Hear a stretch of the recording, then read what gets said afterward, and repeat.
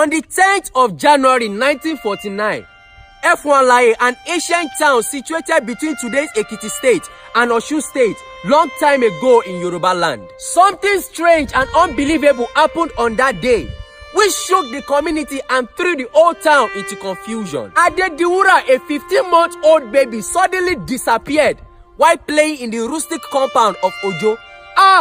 What kind of joke is this? After checking the whole compound, the child was not found. Something terrible must have happened. At that time, the mother was already at the edge of lunacy, burst into full scale of madness, throwing her body to the ground. Her hormones are already boiling. Maternal instinct and mother love kicked in. She ran out of the compound screaming, "My child has been kidnapped." Members of the compound quickly mobilized straight to their beloved king's palace, Alaye Efon of Alaye.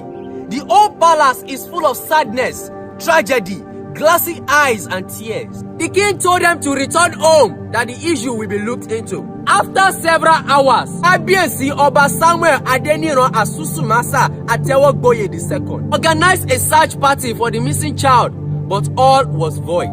It was an herbalist that kidnapped the child, hid the child under his traditional garb called Agbada, and took the child to the king's palace together with his wife. The poor girl was butchered right in the front of the king.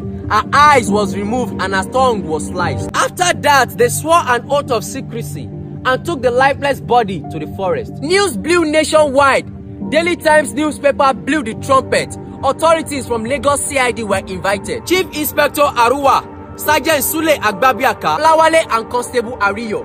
They established the fact that Adediwura must have been a victim of ritual murder. The herbalists, together with 3 others, were arrested. Along the line, they confessed that it was for the king. Which king?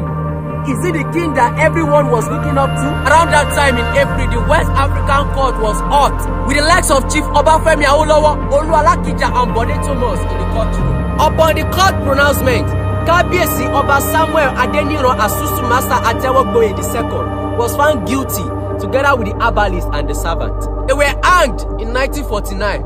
Yes, the king was hanged. This is a lesson to all of you who think because of your superior positions you can do and undo. May I remind you all that there is a superior who can do and undo you too. It will get to a stage that your powers and connections will not work for you.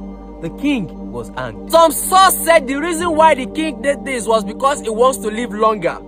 My people will say, "Igba oni ma ku oni ku."